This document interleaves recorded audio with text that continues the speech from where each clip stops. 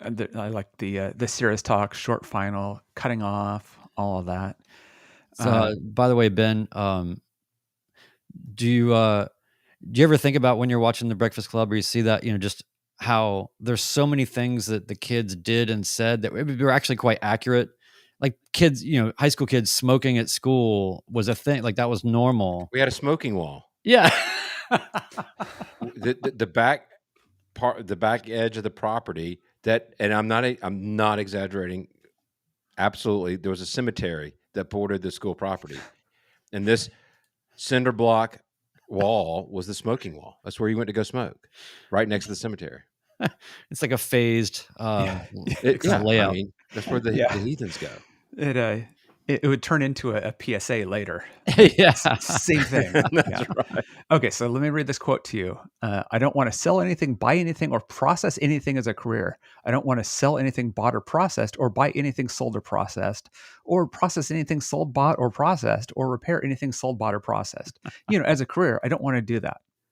Yes. That was the quote we were talking about before. Yeah, that's what it was, processed. Yeah. So I got to tell you, the one that we watched that Kirsten hadn't seen, and a lot of people missed this, was The Abyss. And oh yeah, love that movie. Haven't seen it in 20 years, and that's a great one to, fun fact, to pick up again. The town where The Abyss was filmed, mm-hmm. my great great great grandfather founded the town. It's a town that is kind of a not a great place necessarily. It's Gaffney, South Carolina, but they had an old nuclear reactor there, and that's where they filmed all of the underwater scenes. And I remember when this was happening in the 80s when they were filming that movie, and it was kind of a big deal, and my mom's family is all the South Carolina people, and they were all, everybody, it was just a huge deal. And Gaffney's most known for the Peach water tower that's right there off of the highway that looks like a giant rear end. Yeah.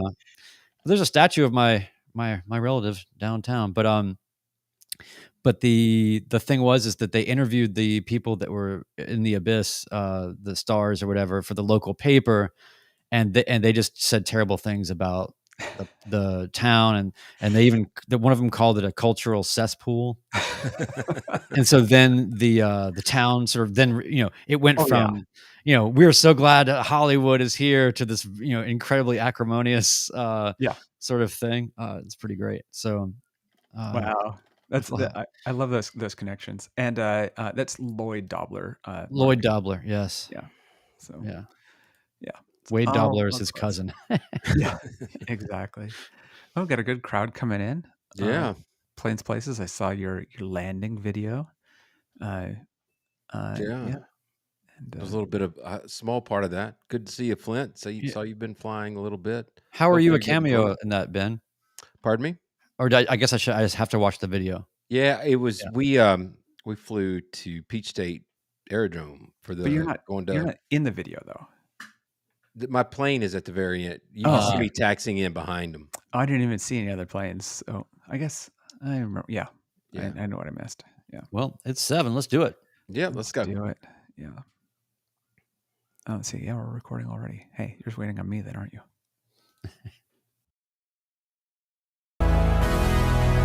Welcome to the Midlife Pilot Podcast. We are glad you're with us. What is it like to become a pilot in your 40s and 50s? The challenges are unique for those of us in midlife, but so are the rewards. Hosts Ben, Brian, and Ted talk learning to fly, growing as pilots, and the joy of flying to destinations. The purpose of the podcast is not to teach, but to share knowledge and experiences of being a midlife pilot. Join the Midlife Pilot community and listen in every week. We are not CFIs or particularly intelligent, so if you want to learn how to fly, talk to anyone else other than the hosts of a podcast. Even this intro was too challenging for us, and we used a robot to do it. Okay, checklists are complete. Let's get the show started.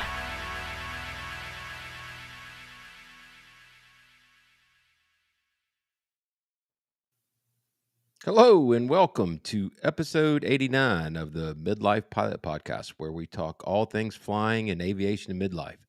My name's Ben. I'm a commercial certificated pilot here in the Atlanta area, flying a Cessna 182.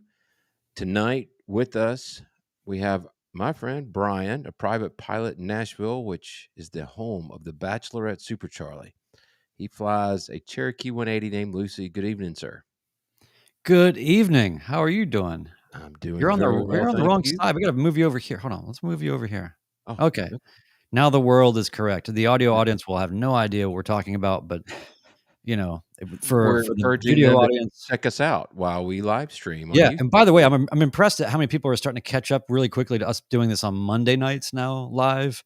So thank you for everybody for being in the chat. It's been we have to change things sometimes, and basically our lives revolve around Ben. So just whatever, and that's kind of what this episode topic is about too. So we'll get to that, right, Ben? The quicker you come to that realization that the world revolves around me, the happier we'll all be. That's all I'm trying to say. Also joining us, my friend on the West Coast, Ted, a sport pilot in Portland, Oregon, flying the Flight Design CTLS. We like to call the Egg. How you doing, sir? Hey, I'm doing well. Awesome. Yeah. Awesome. We broadcast live on YouTube, usually every Monday night, and we have an awesome crowd. Getting to see Flying Stampede and our friend Flint, who I'm thinking maybe getting close to a check ride. Maybe let us know in the comments, Flint. It's there for comments and questions throughout the podcast, but it is primarily an audio podcast. So we would really appreciate it if you would hit subscribe or follow, whichever podcast player you use. You can find podcast links, contact info, and become a Patreon supporter all at our website, midlifepilotpodcast.com. So, fellas, what have y'all been up to? Well, I had a flat tire the other day. That was fun. Wait a minute. In your MR2? Yep, in the MR2, and And wait a minute, real quick, just for those that are wondering, an MR2 is not actually an airplane. it should be. It's actually kind of designed in a way to be sort of like one, but If it was an airplane, it's a pusher prop, though. right? That's true. Mid-engine is a pusher, right? That's right.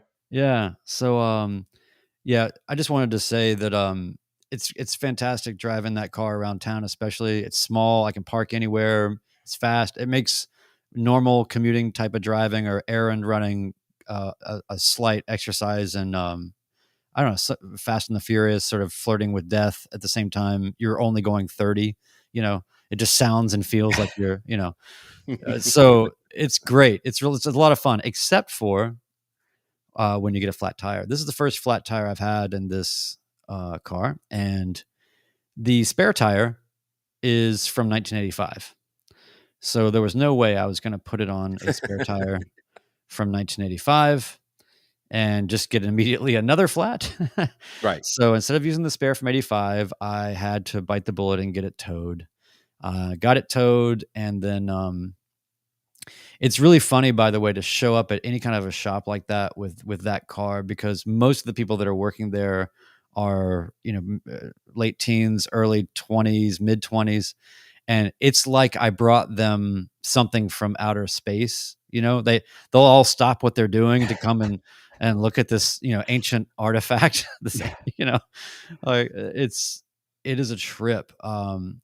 I had one of them call me afterward and said, I was trying to lock the doors, and I just wanted to tell you, I don't know what's happening, but every time I lock it and shut it, it just unlocks.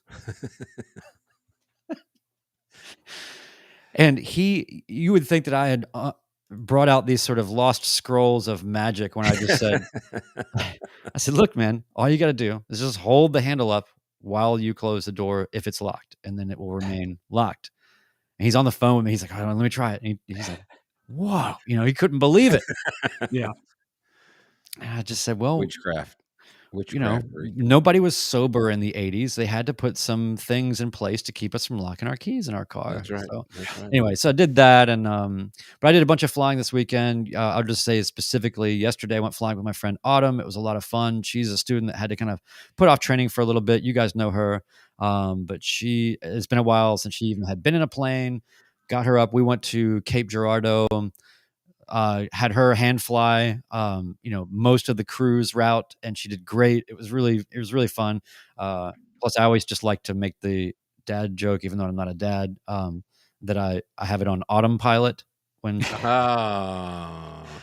So, but anyway, but it was great. There were crazy clouds and all that. Ben, we were thinking about going to a place where maybe we could meet up, and then the weather was crazy, and then we thought about going to this other place, and the weather was crazy, and we ended up going west to Cape Girardeau. But it was definitely an exercise in cloud dancing and all kinds of fun things. But we had a great time, and I got to do a direct crosswind, 13 gusting 22. Ooh.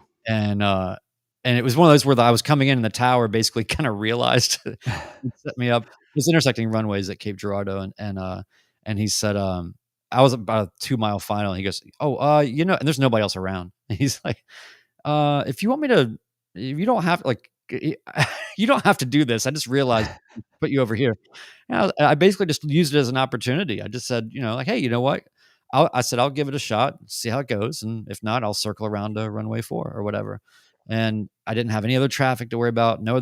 His concentration was all on me. And I just took it as a perfect practice opportunity just to kind of do a pretty gusty crosswind landing, which it was fine. And it was great landing and everything was fine. But it was just interesting to have the controller on short front. I'm like, wait, I'm sorry, I just asked you to do this, and just really zero reason for you to do this. Yeah. It's really cool to hear this story from you, because I'm thinking of the Brian Siskin I knew 2 years ago. You would have, and I'm applauding you for it. I'm not.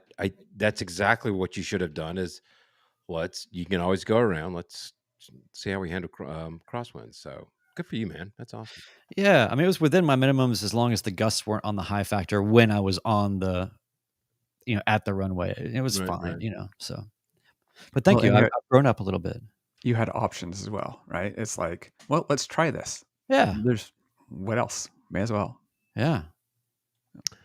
We have some feedback we want to get to tonight from our last episode about flying saunas, not flying saucers, flying in saunas, hot flying, heat. How do we want to do that? The heat is on. The heat is on. That's what it was called. Thank you. I was looking for it.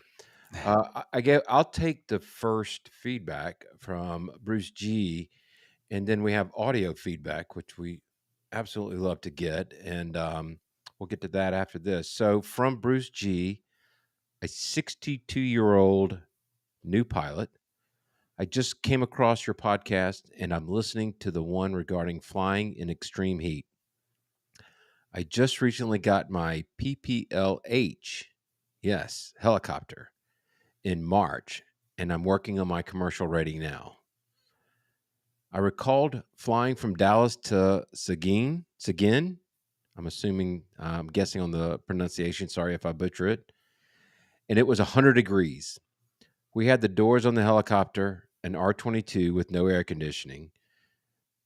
And each time we landed and took off, I was filling up my sleeves, wiping salty sweat out of my eyes, just so I could get in the air. Anyway, he's sharing his experience with us. Anyway, that was a great podcast, and I enjoyed it. From Bruce G. I never even thought about it from the helicopter perspective. That's a whole other thing. Yeah. I mean, where would you put vents if you did have AC? I mean, in an R-20, I mean, I never even thought about that. Yeah. And you're low all the time. Right. I love having the doors. Wait, he said doors on though. Okay. Yeah, he had the doors on. I was thinking he said doors off because I was thinking, oh, that'd be so great. But no. I guess that would probably help a lot. You probably get some of that residual downwash, but yeah, that's got to be tough. How high can a R-22 go? So there's a YouTuber, Becky and Chris, and they actually flew their R-22 or maybe an R-44 from like Buffalo, New York to California for its overhaul. Whew. And I mean, I think they can go, and don't quote me on this, I quite often wrong this, but I thought it was like 10,000 feet was a ceiling, and they wouldn't, they weren't very, maybe it's a little bit higher than that, but they had to go through the specific pass in Arizona, New Mexico, because I think it was at 7,000 feet, and they were trying to stay, at 8,000 feet as a tops. So, but yeah, they don't go that high. Yeah. That's higher than what I would have even thought. Yeah, it may not be that high. I'm just going from memory. So, Oh. and I don't remember what I had for dinner, and that was 2 hours. Bruce said something though that I had thought about last week, which is that feeling of sweat on your eyes and then it burning in your eyes. If you work out outside very much and you've had that experience, just that like blinding yourself from sweat, like it's such a feeling. We were joking the other day that in Georgia and everywhere else where it's hot, that we feel like we need to be those boxers where we put Vaseline on our eyebrows and like create a little dam so that the sweat rolls out to the side. Oh, there we go. Nathan Ballard, service ceiling, 14,000 feet. Thank you, sir. R22 goes 14,000. Wow. I don't know why I never put that together in my head. I just thought because you only see them low. Well, I mean, you just got to think about how efficient the four wings are as they're rotating and how much lift they can generate. So, yeah. Jeez. So that was great feedback. Thanks for sending that in. We also got audio from Neil S., who is a member of our Discord server, and also he runs the Student Pilots Over 50 Facebook group. Yeah. He's the administrator. Yeah. And it's a great group to get involved with, and we appreciate his work on that. But Ted, do you have that audio ready to play? Yeah, and I'll put a link to Student Pilots Over 50 in the show notes, and also I bet they'll let you in if you're under 50, if you're still midlife. So, let me play that clip.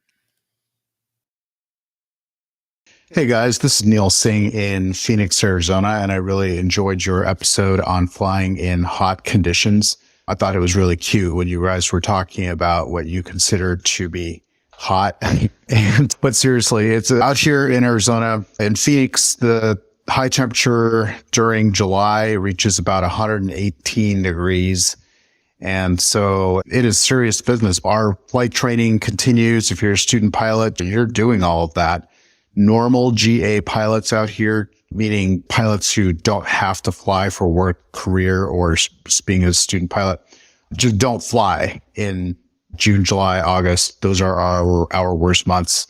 It's really bad. I did have to fly because I was doing a check ride, and I absolutely hated it for all the reasons that you guys have covered, just even more extreme versions of it, though. The controlling engine temps at that time of year out here in Arizona, it's really difficult. And the main reason I hate flying in the heat here is actually just the engine temps. I'm used to the other stuff. I can walk around. I don't feel rushed during the pre-flights or anything like that. It's okay. The taxiing, obviously it sucks, but it's all doable. And when you get to altitude, like you guys were saying, it's really not that bad. But the main thing that you cannot control is that those engine temps they just look really bad. Anyway, that's just some of my commentary for you. I thought you made a lot of really good points. And obviously, if you're out here in the West, for anyone listening, if you decide to fly out here in the West, you need to be really well educated on density altitude. Here in Phoenix, field elevation is about 1,500 feet. In July, that means density altitude of about 5,000 feet. And I had my check ride up in Prescott, Arizona. In July, 5,000 feet field elevation, and density altitude is about 9,000 feet. Just be careful if you come out west, and great show. See ya. 9,000 feet. That's wild. It's something everybody should experience. I tell you what, you ever just had like a fever and then done something, I don't know, maybe you drove to the pharmacy or something or whatever, and just the way you're perceiving reality is just on a different, things seem faster and weird and like you're in a dream. That's kind of what I think once you get into that upper level of density altitude, that's kind of what it seems like. The ground is going by so fast. It's weird. But that's such a great feedback. I love the idea where it's like, we were talking about all these kind of crafty things you could do. And then he chimes in and says, also, don't fly for these 3 months of the year. Yeah. And I liked, yes, it's brutal here. It's 97 degrees with the feels like temperature of 100, and he's out there 118 at actual temperatures. Yeah, that seems to be pretty crazy. Next Yeah. level. Which is why I don't live in Arizona. Put it this way. Digging into my past experience with motorcycles. Once you get over 100 degrees, you want to put a jacket on and zip up all the vents and everything else, because that air hitting you is going to overheat your body. You're so used to, let me take everything off, let me get the air, but that air is actually making it worse. And so the Wow. same sort of thing, right? It's like, we're talking about 100, it being bad. He's like, yeah, try 118. Well, the heat must be really bad in Arizona, though, because they pronounce words like Prescott, yeah, right? yeah, Like it's clearly affecting them, on a cognitive level that is probably hard for most of us to understand. Yeah. Look, I'm gonna defend our listener. We love all of our listeners, including those that are in Arizona. So, hey, look, we flew by yesterday. We flew by Cairo, Cairo, Cairo. oh, wow. So we have a Cairo in Georgia, Oh yeah, spelled exactly the same way. Cairo. It's not Cairo. Nope. It's Cairo. Were Yep. you in Missouri, It's Brian? just down from Okay. or Miss well, I was all around there, and then Lafayette. It's not Lafayette. Anyway, Wow. so all right, what's next, Ben? So I wanted to, something happened today, not bad, but I had an experience and it was through mentors that I kind of knew what to do. And it's, that bag of experiences is starting to fill up, but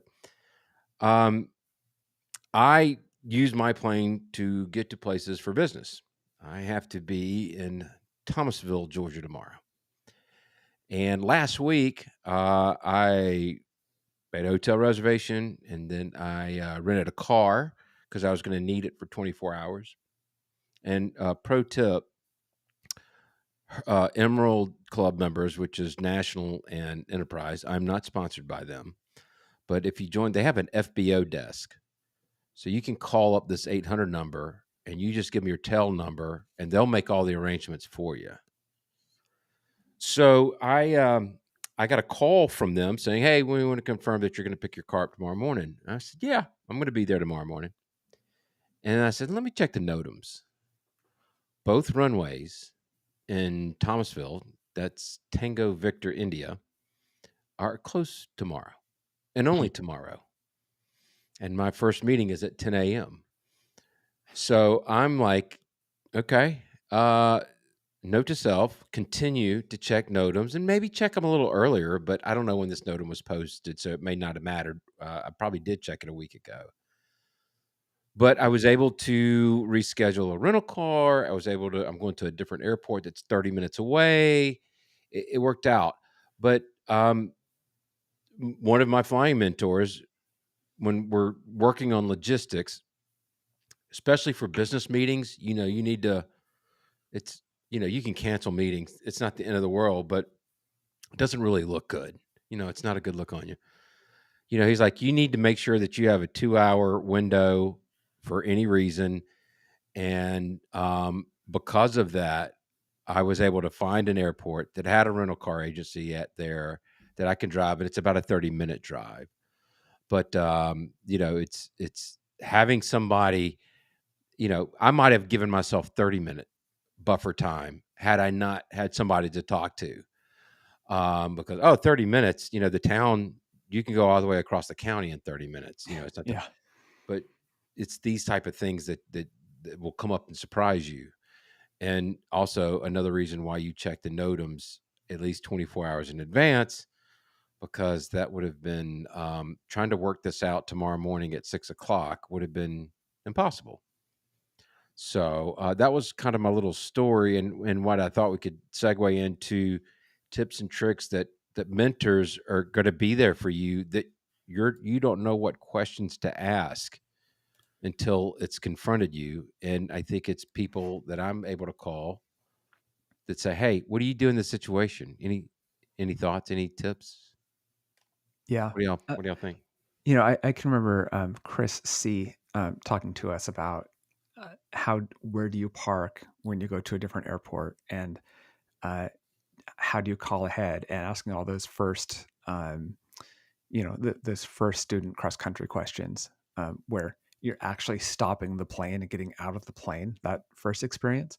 And I think that those are great examples of where a mentor is helpful, right? This isn't something that you're going to learn from the P hack. These are the things you learn about your day-to-day flying. Go ahead, Brian. I was just gonna say, I think also there's something to be said for kind of triangulation of points of view, in the sense that when you're coming up, you're pretty much being cultivated by your instructor, and so you've just been looking to your instructor to get, they are the source of knowledge, and what you find pretty quickly into this is that you're not being taught a lot of these things, because it's not really part of the curriculum. There's going to be all these finer sort of nuanced things about the pilot experience that is that real? Oh, Yep, you're back now. I'm back now. All right. See, all right. Ted, make a note of it. I'm writing down the so time. sorry. Yeah. So anyway, what I'm saying is that there's a lot of reliance on the instructor to be the source of knowledge, and I think that pretty quickly you've got to get to a place where you have other places to go to look for information, to compare, contrast, or to ask things that you kind of don't want to bug your instructor about, because you've bugged them about every other thing under the sun, the whole time.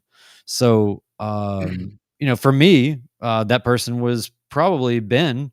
I think you were probably one of the first real mentors that I sort of latched onto, because I just felt like you had enough experience to guide me, but enough pragmatic point of view that it wasn't going to be kind of the instructor line on everything. It's more like, here's the real world. And also, it was coming from a place of fostering self-reliance in me. It wasn't you just telling me what you know, and then so therefore I know it. I agree, and I think weather plays a big part in the early days of mentoring. Obviously, I was fortunate in that the person that I share my airplane with has 20,000 hours, and was a great source in. I mean, he was a good source, but 90% of his knowledge is airline flying. And we joke about it, and he would say very jokingly, not in all actuality, because we'd gotten feedback this, but his co-pilot would say, "What's the weather today?" And he would say, "Doesn't matter, we're going." Now, that's being a little facetious, but you know, it didn't matter a lot to what they were doing, because they're flying at 35,000 feet and they're both above most of the weather. So I did have other mentors. My buddy down in Tifton, I would ask him, today I flew through a yellow area on my iPad and it didn't seem so bad. Is that something you normally do? Or, I bounce things like that. I'm like, he goes, totally. He goes, stay out of the orange and the red. You'll be fine. Yeah. So it's those little kind of growing things that I found very, very helpful. I want to say too, Ben, that I had an experience yesterday that I failed to mention, that you were kind of a voice in my head as I was going through the decision of what I was going to do. We were coming into John Tune, and there was just a light to moderate precipitation cell, pretty much, sort of like around the runway. It decided to only rain exactly on the airport and Exactly. and like about a half a mile around it. Yeah. And if you're looking at ADSB and you're looking at these things, it looks a lot more harrowing than it actually is, and you're sort of training yourself to take that stuff with a grain of salt. It's delayed weather information. Look outside; it's right there. Just and Right. And so we were doing that, and we were coming in, and I really was thinking about, because it looked pretty heavy. And I really thought to myself, should I just turn away and just give this a few minutes and then come right back? No harm, no foul. And then I'd just be able to come right in. But part of me kind of wanted the challenge of it. And part of the reason why I have the confidence to do those kinds of experiments is because, I have an out, and you've preached that all the while. And then basically I leveraged air traffic control. They were giving ride reports for, the Pilatus that was in front of me, and then the Cherokee that was in front of him. They were passing along ride reports, and, what is it like on short final kind of thing. And it was fine. It wasn't that bad. And so we came in, and it rained just a little bit on, it was not too bad. And then the runway was wet. It was nothing. It ended up being a big ball of nothing. But looking at it from 4 miles out with the time frame that you have, I just slowed everything down, leveraged ATC, took another look at what was going on, and just thought, I don't have to do this, but you don't have to stop. You don't have to freak out and just start running the other way. You can just you can own the space you're in and take your time and let things develop. And as long as you have an out, which for me was just go anywhere else than the thing I'm headed at, then, it's a perfect opportunity. So you're sort of, the spirit of your guidance was in my head in that moment. Whereas, if it was, a year into this, or 6 months into this, or 30 hours after PPL, I would have just been like, I'm out. Right. Which is fine too. You should, 100%. It's like, it's levels. Yeah. It's it's weird those first times where you're warned about something by a controller and you say, "Yeah, I'm good." Like that seems so weird. It seems like saying unable, right? It's okay, you're reporting a mild to moderate cell. I'm looking at it and I'm choosing to go through it, not around it. Like that seems really weird. So I'm not saying that's always the thing to do, right? I'm just saying, as you get experience and you start to make that decision. And it's funny. We'll get to Geek's comment here in a second, but early in my flying journey, I would hear those 42911. There's an area of moderate precipitation to your north. It's 5 miles in diameter, and it's just one of these little tiny cells. And back then, I was like, "Oh my God! Well, let me start finding some waypoints that's going to give me 30 miles away around this." But I mean, that was going through my head. Like they're warning me about this weather, and I should be. But then, of course, experience. They're like, 42911. Can you explain why you are not panicking? Well, I want to grab some comments here. Planes, Places, and Adventures said something that I think is really true when we're talking about the difference between a CFI and a mentor. Said many instructors, no matter how good at primary instruction, haven't themselves experienced IRL flying, in real life flying. So true. There is something weird when you realize, oh, I probably have more hours than most of the instructors that I'm around now. Mm-hmm. I'm not saying that I'm a better pilot than that. I'm saying that the number is larger, and that is definitely strange.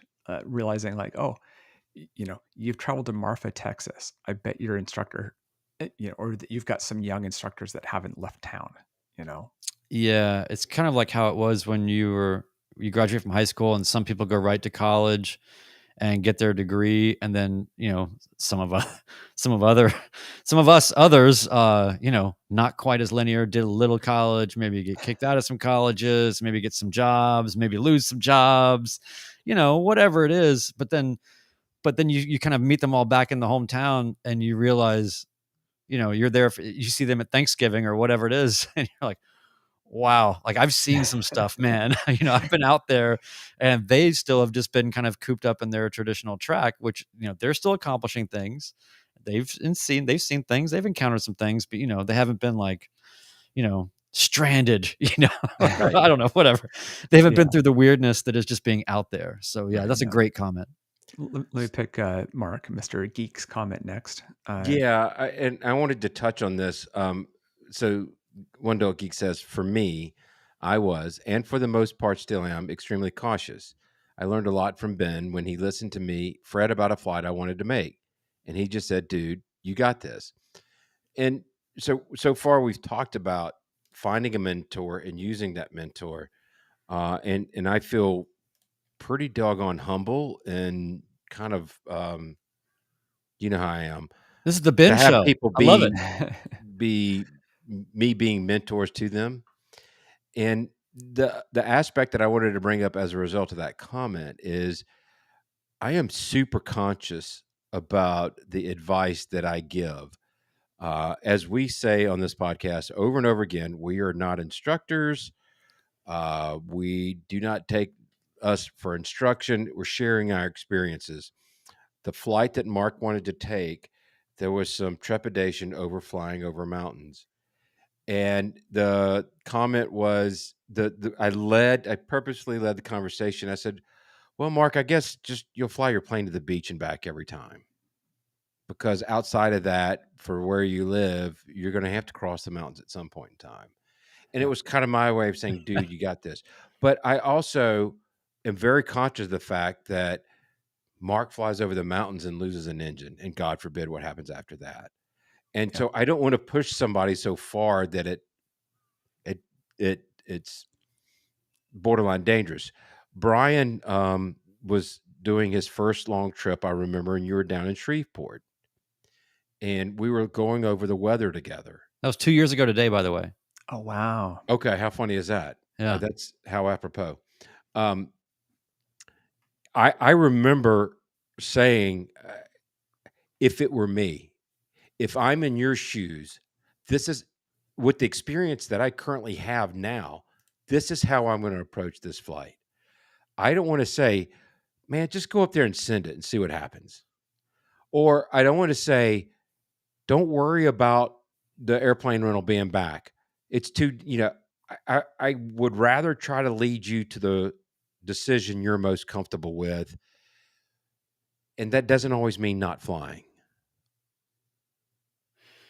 Yeah. It's wild how much external pressure that put on me in that situation, to have the owner of the aircraft kind of, just sort of upset that I was getting stuck, as opposed to being 1000% supportive of my safety.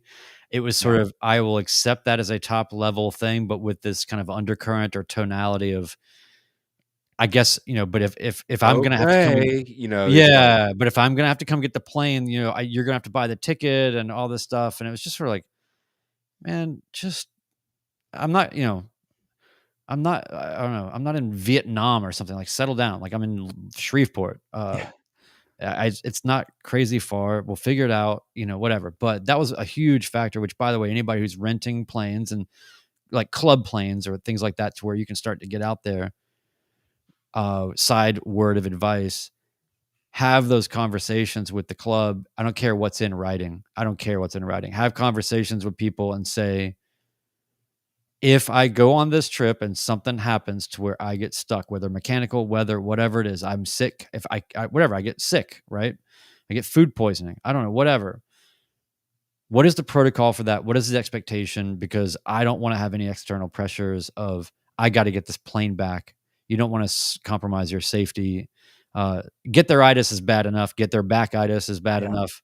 You don't need the guilt of having the club plane and pushing other people's trips back, or what. You can't take on that pressure, and nobody else should in front of you either. So anyway, so yeah, I mean, that situation, you were very helpful to me, and you knew where I was, and you gave me the tools to make a decision that I felt good about, but you just gave me different ways to kind of to look at the situation, but at the same time never made me feel like, I don't know, like I gave up because I got a hotel for a couple nights, to sort of let this thing kind of settle. And I ended up leaving in a sort of marginal situation that was right at the edge of what I would have been comfortable with at that point. And I did it. And then it gave me a massive amount of confidence, because all I did was study the weather for 2 days while I was stuck in Shreveport. And then, you have to decide to leave at a certain point, and it's not totally there yet, but you know when things are trending the right way. And you get out there. I hadn't done scud running. I hadn't done things like that. So you gave me some rails to sort of work with and the confidence to do so. And I think that anybody that's looking for a mentor, it should be people like that. I think there's also, and I don't want to be totally focused on just Ben, although we could have the Ben hour, but I prefer not. I think that also another side of mentorship that we haven't talked about is not even necessarily about the people you call when you're in a jam flying, or you want somebody to look at your flight plan or those kind of things. But I really think that you should, as much as you need a Ben, the sage, as we call him, or I called him, and then now people call him. That was how he got the sage name, was because he was the sage for me in that time period. You also need a similar person that is on the mechanic side. Yeah. And you need to have somebody in your situation that is not a mechanic that you trust, a person you know that it's a mechanic, but maybe not even necessarily your mechanic. I mean, they can be, but it's more like people that are not in a position to make financial driven people aren't trying to make money off you, right? Independently wise mechanics, and so I've had a couple of those. There was the professor that we met when you saved me in Ocracoke, and flew him down, and I still have his information. I gave to his mechanic school big Amazon gift card. Thank you. He went out of his way. But anyway, that was another early on thing where I knew that I needed somebody like you, Ben, that had the flying part of it, but I also wanted to have somebody that's on the mechanics side of it. And I still have that now with even the mechanic that we have for our plane now. He's somebody that doesn't work on a bunch of planes anymore. He's still, he really is in a mentor position with us. And it's the most invaluable thing on the other side of the flying part. Right. I agree with that. One thing that I wanted to bring up that I've found that I've been a benefactor of this experience, and what I try to emulate when you're looking for a mentor, find somebody who's going to ask you questions instead of tell you what to do. Find somebody that's not trying to, as you said earlier, they're not there to teach you, but just kind of, this is how I did it. What do you think? And Ben, what do you mean by that? So what I mean is, no, in the same, maybe a little less so on the mechanic side, you need information. Is this important? Should I do a reman? Should a remanufactured engine? Should I do a rebuild? Should I do a brand new? There, you can ask 100 people, you get 100 opinions, but you need to find somebody that you have a good confidence in. The one other thing I was going to mention is I have another friend that's parked a couple of planes down from me. He's a CFI, and he's a really nice guy. And I'm not going to mention any names, but he's kind of a one-upper, meaning whatever story you tell, he's got one better. Yeah. And I think if I drill down far enough with him, I'll get some good advice, but I don't have the patience to sit there and listen to how incredible stories that he has. That's, I just don't suffer that very well. So I've elected I call him from time to time and we chat, but I don't consider him a mentor. I know someone who's like that, but even more so. But it makes me think some of this is knowing your mentors or the people you talk to may not be exactly you, right? They may not be you with slightly more experience. And sometimes part of that is getting a filter from that, right? That's right. I may ask 3 people and get 3 different opinions, and that will help inform me. And asking the questions, like you said, is a good example of that, of probing you for that. But oftentimes people just tell you what they would do, and they just assume you're just like them. And that there's still value in that, right? You'll talk to that person if you need to. Right. You'd rather have somebody else to talk to, but it's still valuable, right? I absolutely agree with that. Our CFI, wait a minute, let me restate that. Our master CFI friend, CFII friend, Nathan Ballard. Can we call him Sensei CFI? I like it. I think I like that. Yeah. Sensei is in our chat, and he says, I have on my personal minimums list, if there is any doubt at all, I call a mentor. They usually just let me talk, and I come to the conclusion I shouldn't go. They just let me work through it. And I absolutely love this feedback. So I have gotten some advice in my professional career that I apply pretty much in every aspect of my livelihood, including my aviation livelihood. And the piece of advice that I received was never miss an opportunity to shut the heck up. They use a different adjective, but it's let people talk. And I try to do that. And, 9 times out of 10, I'm going to agree with you. And I'm going to say, I guess you've figured this one out on your own. That's great feedback, Nathan. And thanks for sharing that. Yeah. I also think that there's something about, I think that no matter, you are going to realize soon that you are also becoming a mentor. It's not a fixed place thing where Ben was born a mentor and then has just been in this mentor position, shoveling coal at the mentor mine or whatever. If you ask my wife, Terry, she's like, you're using him as a mentor? Are you sure about that? Right, it's very selective. But yeah, so I think also I have found myself in a position where I'm passing on things that I've learned from others. And this is what aviation's all about, right? Just all the pedagogy and the commitment to pedagogy in aviation, I think, is one of the most intrinsically fascinating things about it, because each generation is picking up all of these pieces. So it all starts when you go back and you look at something like Stick and Rudder, and you're reading this and you're like, okay, so these people, they figured out all this stuff.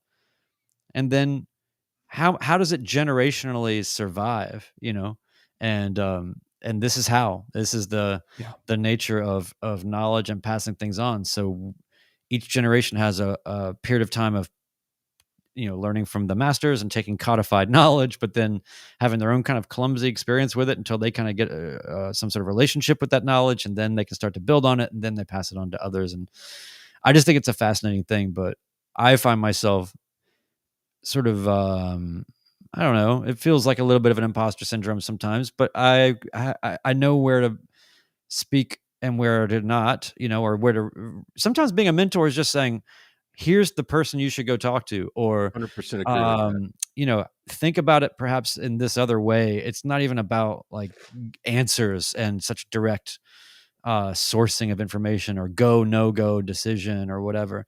And and then there's also sometimes where you feel like you've got to say something. And that's a whole other twist, right? Like when it's like, I don't feel like I'm totally in the position to say that I know better, but I'm very confident that I know better than what is going on here, especially when it comes to safety or decision making or things. And putting yourself in that position to be uncomfortable is not easy, but that's all part of it as well. And you have to have a healthy relationship with those things, and you got to receive criticism and be able to give criticism in a healthy way, and hope that shakes out. It's not all just cozy conversations where you call Ben and go, and he goes, well, let me guide you to the correct answer. It's let me pull my mentorship book out, manual, and refer to it. No, and again, I'm flattered that people think enough of me to reach out to a plug. We'll put your phone number in the show notes. That's right. 24/7. Just call me whenever. For those Patreon members that get access to our Discord server, it's been a great sounding board for people doing go, no-go decisions, people working on their private pilot training, asking questions that aren't to their, instructor, instrument, all of that. It's one of my favorite things about our community is our Discord server. It's a safe space. We don't tolerate people who are talking above their capabilities. And those folks are pretty easy to spot. Mhm. So it's a pretty incredible community, and really really proud to be a part of it. And it's very Yeah. humble. I think that there's a lot of humility and a lot of deference to all levels of experience in a way that I think is the most healthy for how knowledge gets shared and exchanged and moved forward. Yeah, there's a what Ben's talking about is the channel is called Go No Go Review, and it's actually one relatively recent for our Discord community that we created, because we realized that people were having that discussion. We didn't have a place for it, and Yeah. so what gets posted in there are I'm thinking about this trip. Here are my concerns about it. Yeah. I'm doing my first 4-day trip, and I'm going to be 500 miles from home, and there may be weather. What do I do? And it's a great way. I think that half of it is writing that out and communicating it is what starts that process. And of course, nobody says, "Yeah, do it." No, don't do it. Right? It's asking the questions, and yeah, so it's a great one, especially for introverts that would rather do that. Yeah. So it's Well, a good way to the go. flip side of it too, also, Ted, is that the community is very positive and very supportive universally. When people we celebrate no-go decisions as if they are getting a rating, it's the same way that, every go around should be cheered and celebrated, every no-go should be cheered and celebrated. We really do everything we can to because there's so many of those no-go decisions where you make the no-go decision, you disappoint your friends or your family, you're concerned about the weather, then the weather does exactly the opposite, and then you're sitting there, in that position where you just, ruined the whole weekend for everybody for no reason. But you did it for a reason, and you made the call because you have to make a call. And if your friends and your family are going to be upset with you, because there's no saving you from that. That's just going to be what happens. Yeah. but in this community, you are going to have nothing but a bunch of people high-fiving you for making that decision and just living to do it another day and taking care of your family in the best way you know how. So all good. Our attitude is it's better to be celebrated for disappointing people than being celebrated for killing people. Yeah. T-shirt idea. Wait, no. Wow. Yeah. We could wordsmith that one. We can workshop a little bit and see what we come up with. Maybe just a little bit. Yeah. You like Pilots against imminent death. Paid. Yeah. Wow. Yeah. So it's but getting back to it, I would just be strongly encourage that if you've got the experience to help others, but also help them find their own way. And being a mentee is pretty easy. Being the mentor is, I think, kind of a little bit more difficult and challenging, and we have to be careful. And it, when I was talking to you about your weather, and when I was talking to One Dog Geek about his crossing the mountains, all I can think of is I'm going to give these guys advice, and they're going to go listen to my advice, and they're going to go get themselves killed, and it's going to be their blood's going to be on my hands. So I'm very conscious of that, and I think we all Yes. have to be conscious of the advice that we give. Yeah, go ahead and do a loop in your 182. That I'm sure it'll be fine. I mean, stuff like that is pretty obvious, but there's sometimes that have a lot more Yeah. nuance to it. Yeah. One Dog Geek is saying here, we even have a member we can make fun of for making no-go decisions. # damn it. Yes. So that's an inside joke because One Dog Geek was recording at the moment that he realized his plane was filling up with fuel on the inside. Yes. And in the moment that he realized not only that he was having this problem, but also that he was going to have to not attend the fly-in that we were all attending, he let out a sort of excruciating damn it that we happen to have a recording of, and that maybe we kind of put it on a soundboard, and maybe we come around from time to time and use it. And it's become kind of a thing, but we're so grateful for And it's that. for somebody who doesn't cuss a lot, which is what That's actually really got what it attached was. to that. Yeah. Well, as Biff says, make fun of or celebrate. It's such a fine line, but to me, that is also part of the mentorship thing. Is at least what I tend to do is try to talk about my own failures, right? Like, because I know I'm dumb, and let me explain to you how I'm dumb. Maybe that'll keep you from being dumb in the same way, Mm. right? Or that we're not perfect, and so that's one way of doing it, and bringing up damn it again, because Mark lets us keep doing it. It's a great way to talk about that, rather than Mark didn't get to go to this. He could have just gone anyway. It would have been fine. So what if there's a gallon of fuel sloshing around? No, it's a lot easier to talk about it in those terms, I guess. Absolutely. What would Lloyd Dobler do? Wow. Very good. Anything else we'd like to add to this topic, gentlemen? I know. I think we're good. Yeah. What do we got next here? We've got some Patreons to thank. Yeah. We've gotten a very nice group joining us on Patreon this week and over the last week. Yeah. Either one of you want to cover our Patreon members? I can do it. Or Brian, go I was ahead. waiting for the Brian. volunteering there. Yes. Oh yeah. All right. So as you guys know, we have 4 tiers to our Patreon member, whatever hierarchy or whatever you want to call it. What is it? Pyramid scheme? Yes. Is that right? Not funny.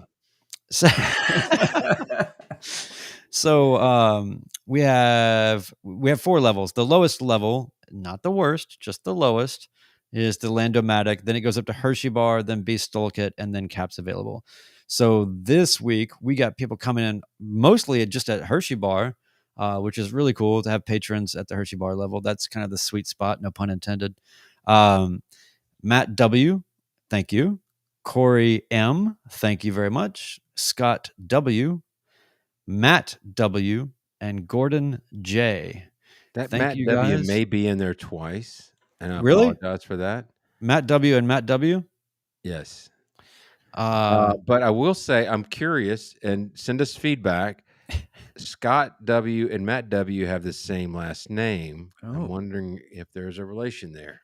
Okay, well, this has just gone completely sideways. Yeah. So I guess we should just start making these up because the real life is too weird. Yes. So all right, and then at the Beast Toolkit level, we have Andy C. Thank you very much for being at the level that is named after Ben's plane. And then at the top level, Caps Available. When is Caps Available? 400 feet or what is it? I thought it was 600. I thought it 600? was It may 600 vary on the too. planes. Yeah. Do we have any? Oh, there we go. S. Ward is in the house. Yeah. No relationship.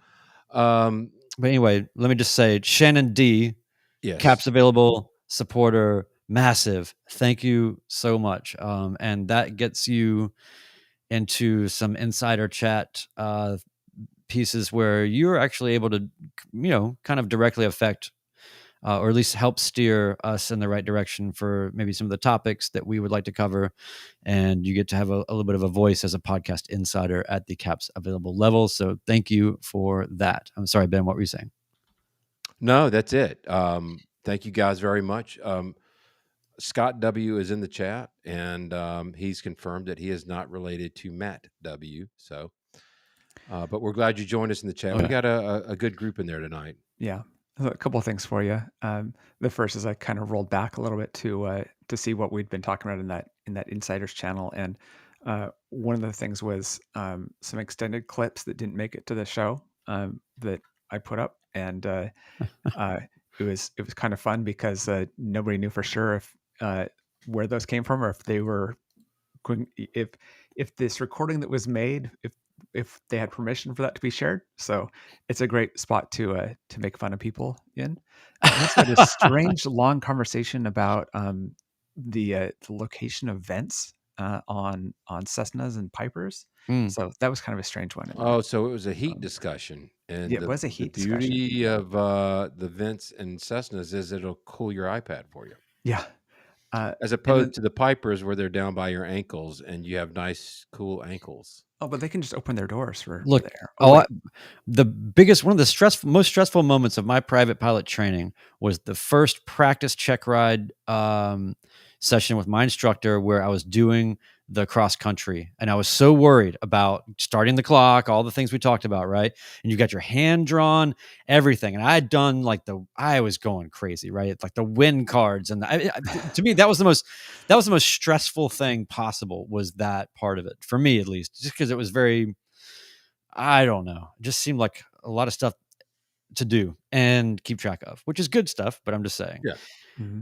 I had done it the previous time I'd flown my instructor. I blew everything so badly that it was kind of like a wash, right? Just, all right, man, like, we'll try this again next time. We'll get some of these things better organized. I think you should have this and that and whatever. So then when we go up in the next time in a 172, which of course is where I was training in, I had taken so much time to carefully handwrite all of these things. I had all laid out. I mean, I had everything perfect, infallible. We take off. I get into VY. It had rained the night before. The vents are open. Water comes flying out of the vents down like a waterfall. I mean, I looked like a wet rat. All of my papers were just coming apart. Like, it was, I basically got rained on inside the plane, and I just looked at my instructor, and he was just laughing. It was like, Yeah. So I had to basically not do it again because of those vents. So, there's things. Ted, I think Yeah. Brian has a little PTSD from Cessna vents. I think so. It was Yeah. the worst. And Yeah. also, bees like to hang out in those things and come through. I haven't Huh. that much, but that's neither here nor there. That's a discussion for another day. All right. I do want to end tonight's podcast. Our friend Peter T. I like his comment here at the end about mentors. Just a thought. Mentors come in all shapes and sizes, young or old, simple or complex, or jet pilot. Well Kinda said, rhymed. sir. Well done. We appreciate the Love that. participation. Hey, before we forget, I do want to put a link down in the show notes that will be a video that I'm sure I'm probably the only one that has seen. There's a channel called Easy Flight, and it's like powered parachutes and all that kind of like ultralight type stuff. They did a video recently about what's the difference between a flight instructor and a coach, and it's the same discussion that we're having, right? You can learn from people who aren't a flight instructor and they have different goals. So I'm going to put a link to that. The whole video you're seeing, like a powered parachute trike thing, you can just ignore what you're seeing and just listen to it. It's a good video about that. So anyway, wanted to say that. Thanks for letting. Yeah, that's great. Yeah, check that out in the show notes. So that'll be a wrap for tonight. We appreciate everybody in the chat and listening and being part of our community. We and the rest of the community are your pilot friends. So join us on Patreon, send us a PayPal drop, or contact us at midlifepilotpodcast.com. Next week, it's the end of the month, and we've decided we're just going to do information whiskey episodes, the booze news, whatever you want to call it, just a general chat session. Until then, it's a wrap for episode 89 of the Midlife Pilot Podcast. We look forward to hanging out with you guys next week. Y'all take care.